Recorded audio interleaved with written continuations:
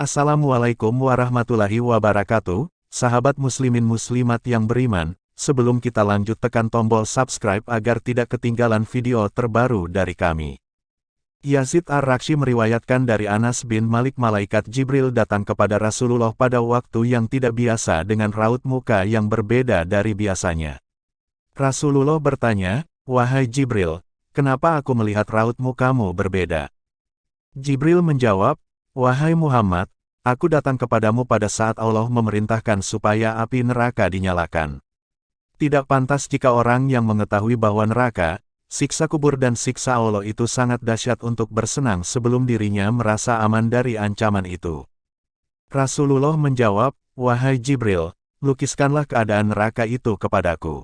Jibril berkata, "Baik." Ketika Allah menciptakan neraka, apinya dinyalakan 1000 tahun hingga berwarna hitam pekat, nyala dan baranya tidak pernah padam.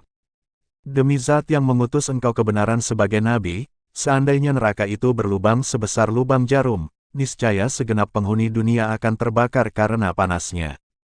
Demi Zat yang mengutus engkau dengan kebenaran sebagai nabi, seandainya ada baju penghuni neraka itu digantung di antara langit dan bumi, niscaya semua penghuni dunia akan mati karena bau busuk dan panasnya.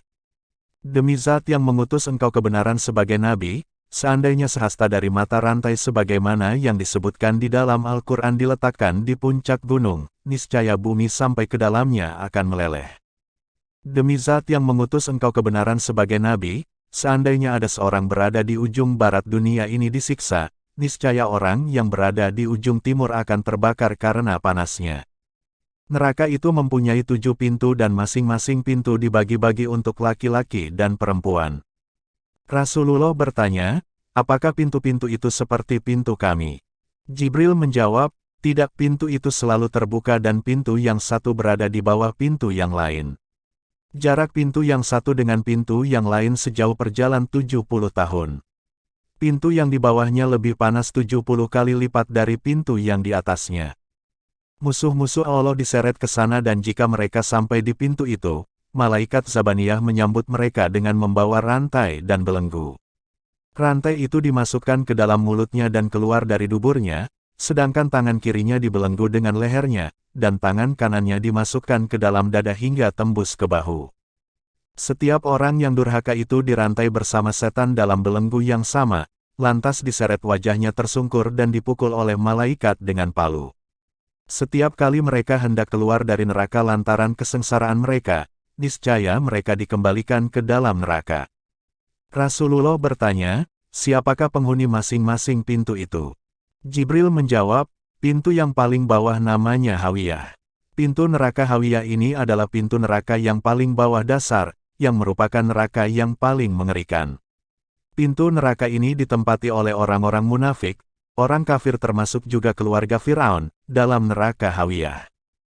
Hal ini sebagaimana arti dari firman Allah, maka tempat kembalinya adalah neraka Hawiyah, Quran Surat Al-Qoriyah. Pintu kedua namanya Jahim, yakni pintu neraka tingkatan ke-6. Tingkatan neraka ini di atasnya neraka Hawiyah. Di dalamnya ditempati oleh orang-orang musyrik yang menyekutukan Allah. Hal ini sebagaimana arti firman Allah ini, dan diperlihatkan dengan jelas neraka Jahim kepada orang-orang yang sesat. Pintu ketiga namanya Sakar, tempat orang-orang sabirin. Merupakan pintu neraka pada tingkatan kelima. Di dalam pintu itu ditempati oleh orang-orang yang menyembah berhala atau menyembah patung-patung yang dibuat bangsanya sendiri. Tingkatan pintu neraka ini, terletak di atasnya pintu neraka Jahim. Tentang neraka ini, Allah telah berfirman yang artinya, "Apakah yang memasukkan kamu ke dalam sakar neraka ini?" Pintu keempat namanya Laza, berisi iblis dan orang-orang yang mengikutinya, serta orang Majusi. Laza merupakan pintu neraka pada tingkatan nomor 4. Di dalamnya ditempati iblis laknatullah beserta orang-orang yang mengikutinya dan orang-orang yang terbujuk rayuannya. Kemudian orang-orang Majusi pun ikut serta menempati neraka Laza ini. Mereka kekal bersama iblis di dalamnya. Tingkatan pintu neraka Laza ini di atasnya pintu neraka Sakar. Dalam hal ini Allah telah berfirman, "Sekali-kali tidak dapat, sesungguhnya neraka itu adalah api yang bergejolak." Dengan demikian, dapat disimpulkan bahwa iblis dan para pengikutnya akan dimasukkan ke dalam neraka Laza. Seperti apa yang dikatakan oleh malaikat maut, malaikat Israel, ketika iblis hendak dicabut nyawanya, maka malaikat maut itu berkata, bahwa iblis akan diberi minum dari neraka Lasa. Pintu kelima namanya Hutamah, tempat orang-orang Yahudi. Merupakan pintu neraka pada neraka tingkatan ketiga. Di dalamnya ditempati oleh orang-orang Yahudi dan para pengikutnya. Pintu neraka Hutamah ini, tingkatannya di atas pintu neraka Lasa yang dihuni para iblis. Tentang neraka Hutamah ini, Allah telah berfirman dalam Al-Quran, dan tahukah kamu, apa Hutamah itu? Yaitu api yang disediakan Allah yang dinyalakan. Quran Surat Al-Humazah 5-6. Pintu ke-6 namanya Sair, merupakan pintu neraka pada neraka tingkatan kedua. Di dalamnya ditempati oleh orang-orang Nasrani dan para pengikutnya. Pintu neraka ini berada di atas tingkatan pintu neraka Hutamah. Mengenai neraka ini, Allah Ta'ala telah berfirman, dan dia akan masuk ke dalam api yang menyala-nyala neraka. Selanjutnya Jibril terdiam karena merasa segan kepada Rasulullah, kemudian Rasulullah bertanya, kenapa engkau tidak memberitahukan penghuni pintu yang ketujuh? Jibril menjawab, pintu ketujuh namanya pintu neraka Jahanam. Merupakan pintu neraka yang paling atas pertama. Di dalamnya berisi umatmu yang melakukan dosa-dosa besar dan tidak tobat sampai mereka meninggal dunia. Rasulullah pingsan mendengar penjelasan Jibril tersebut. Jibril meletakkan kepala Rasulullah di pangkuannya sampai beliau sadar kembali. Salman Al-Farisi datang dan berdiri di depan pintu seraya berkata, Assalamualaikum, ya ahla baitir rahmah, apakah saya bisa bertemu dengan junjunganku Rasulullah? Namun tidak ada yang menjawab, sehingga mereka pun menangis dan terjatuh. Rasulullah bersabda, betapa besar cobaan yang menimpaku dan aku merasa sangat sedih. Jadi, ada di antara umatku yang akan masuk neraka. Jibril menjawab, benar, yaitu umatmu yang mengerjakan dosa-dosa besar. Kemudian Rasulullah menangis, dan Jibril pun juga ikut menangis. Rasulullah lantas masuk ke rumahnya dan menyendiri. Beliau hanya keluar rumah jika hendak mengerjakan salat dan tidak berbicara dengan siapapun. Dalam salat beliau menangis dan sangat merendahkan diri kepada Allah Ta'ala. Pada hari yang ketiga, Abu Bakar datang ke rumah beliau dan mengucapkan, Assalamualaikum, ya ahla baitir rahmah, apakah saya bisa bertemu dengan Rasulullah? Namun tidak ada seorang pun yang menjawabnya, sehingga Abu Bakar menangis terseduh-seduh. Umar datang dan berdiri di depan pintu seraya berkata, Assalamualaikum, ya ahlal baitir rahmah, apakah saya bisa bertemu dengan Rasulullah? Namun tidak ada seorang pun yang menjawabnya, sehingga Umar lantas menangis terseduh-seduh. Kemudian Salman bangkit dan mendatangi rumah Fatimah. Sambil berdiri di depan pintu ia berkata, Assalamualaikum, wahai putri Rasulullah, sementara Ali sedang tidak ada di rumah.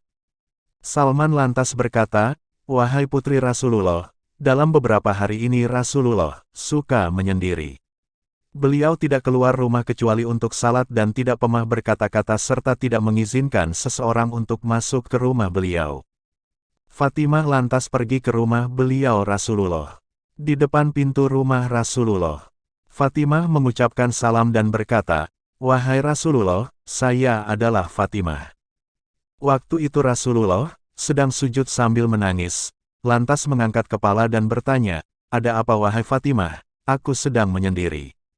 Bukakan pintu untuknya. Maka dibukakanlah pintu untuk Fatimah. Fatimah menangis sejadi-jadinya, karena melihat keadaan Rasulullah yang pucat pasi, tubuhnya tampak sangat lemah, mukanya sembab karena banyak menangis. Fatimah bertanya, wahai Rasulullah, apakah yang sedang menimpa dirimu wahai ayahku? Beliau bersabda, wahai Fatimah, Jibril datang kepadaku dan melukiskan keadaan neraka. Dia memberitahu kepadaku bahwa pada pintu yang teratas diperuntukkan bagi umatku yang mengerjakan dosa besar. Itulah yang menyebabkan aku menangis dan sangat sedih. Fatimah bertanya, wahai Rasulullah, bagaimana mereka masuk ke neraka itu?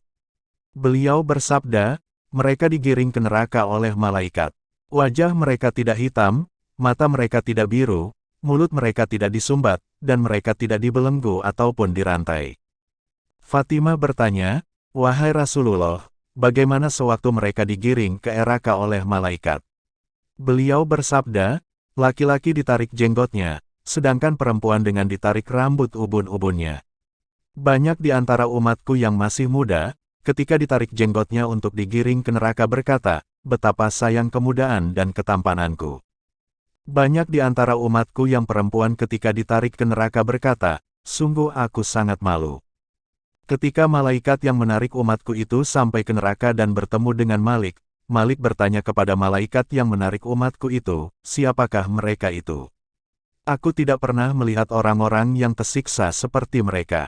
Wajah mereka tidak hitam, mata mereka tidak biru, mulut mereka tidak disumbat, mereka tidak dibarengkan dengan golongan setan, dan mereka tidak dibelenggu atau diikat lehernya. Malaikat itu menjawab, kami diperintahkan untuk membawa mereka kepadamu dalam keadaan seperti itu. Malik berkata kepada mereka, wahai orang-orang yang celaka, siapakah sebenarnya kalian ini? Dalam hadis yang lain disebutkan, bahwa ketika mereka ditarik oleh malaikat, mereka selalu menyebut-nyebut nama Muhammad. Ketika mereka melihat Malik, mereka lupa untuk menyebut nama Muhammad, karena seramnya malaikat Malik. Mereka menjawab, kami adalah umat yang diturunkan Al-Quran kepada kami dan termasuk orang yang mengerjakan puasa pada bulan Ramadan. Malik berkata, Al-Quran hanya diturunkan untuk umat Muhammad. Ketika mendengar nama Muhammad, mereka berteriak seraya berkata, kami termasuk umat Muhammad. Malik berkata kepada mereka, bukankah di dalam Al-Quran ada larangan untuk mengerjakan maksiat-maksiat kepada Allah Ta'ala? Ketika mereka berada di tepi neraka dan diserahkan kepada malaikat Zabaniyah, mereka berkata, wahai Malik, izinkanlah kami untuk menangisi nasib kami. Malik mengizinkannya, dan mereka lantas menangis dengan mengeluarkan darah. Malik lantas berkata, alangkah baiknya, seandainya tangis ini kamu lakukan sewaktu berada di dunia. Seandainya sewaktu di dunia kamu menangis seperti ini karena takut kepada siksaan Allah, niscaya sekarang ini kamu tidak akan masuk neraka. Malik lalu berkata kepada Zabaniyah, lemparkan mereka ke dalam neraka. Ketika mereka dilempar ke dalam neraka, mereka berseru secara serempak mengucapkan kalimat, La ilaha illallah, sehingga api neraka langsung menjadi padam. Kemudian Malik berkata, wahai api, sambarlah mereka. Api itu menjawab, bagaimana aku menyambar mereka sementara mereka mengucapkan kalimat, La ilaha illallah. Malik berkata lagi kepada api neraka, sambarlah mereka. Api itu menjawab, bagaimana aku menyambar mereka, sementara mereka mengucapkan kalimat, La ilaha illallah. Malik berkata, benar, namun begitulah perintah Allah Ar-Rasy. Kemudian api itu pun menyambar mereka. Di antara mereka ada yang disambar sampai 2 telapak kakinya, ada yang disambar sampai 2 lututnya, dan ada yang disambar sampai lehernya.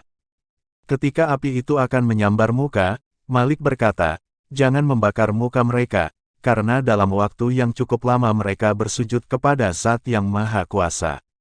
Dalam Al-Quran, Allah telah mensifati neraka jahanam sebagai berikut, sesungguhnya neraka itu melontarkan bunga api sebesar dan setinggi gunung. Dan sesungguhnya jahanam itu benar-benar tempat yang telah diancamkan kepada mereka pengikut-pengikut setan semuanya. Sekian, terima kasih, sampai jumpa lagi di vlog berikutnya.